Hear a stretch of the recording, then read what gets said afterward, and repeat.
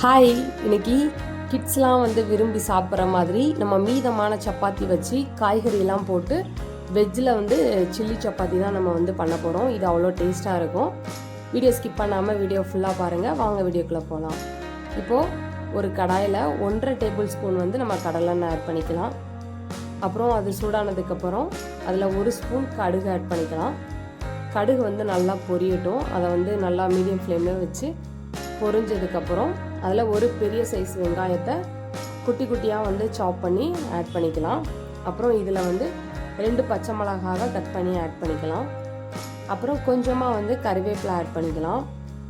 Add பண்ணி இதை low to medium ஃப்ளேம்லேயே வச்சு நம்ம நல்லா வதக்கலாம்.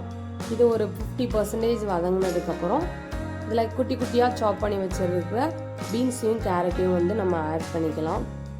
இதையும் நம்ம மீடியம் ஃப்ளேம்லேயே நல்லா வதக்கணும். ஹை ஃப்ளேமில் வச்சா அது வேகாது. அதனால் மீடியம் ஃப்ளேம்லேயே வச்சு நல்லா இந்த அளவு வதக்கிக்கலாம்.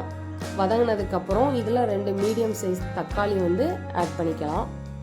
தக்காளியும் ரொம்ப வதங்கணும்னு அவசியம் இல்லை.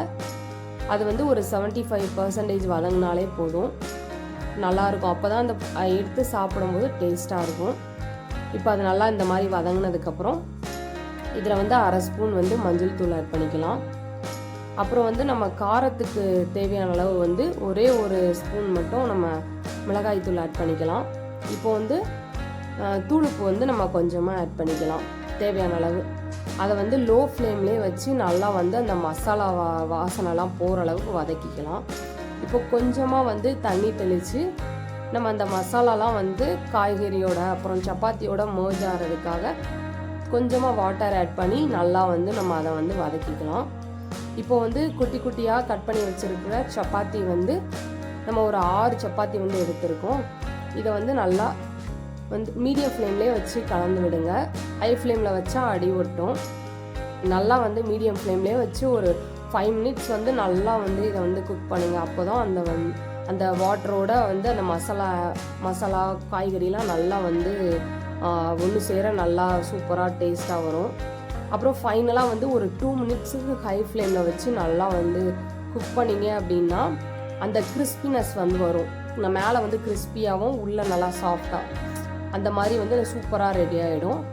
இது கிட்ஸ் ரொம்ப ரொம்ப விரும்பி சாப்பிடுவாங்க. இதை மாதிரி கண்டிப்பாக செஞ்சு கொடுங்க. எப்படி இருந்துச்சுன்னு சொல்லிட்டு எனக்கு கமெண்ட்ஸில் சொல்லுங்கள். இதை மாதிரி ரெசிபீஸ்க்கு துர்காம்பிகை கிச்சனை ஃபாலோ பண்ணுங்கள். பிடிச்சிருந்தா லைக் பண்ணுங்கள், கமெண்ட் பண்ணுங்கள். நெக்ஸ்ட் வீடியோவில் பார்க்கலாம். பாய் பாய். தேங்க்யூ.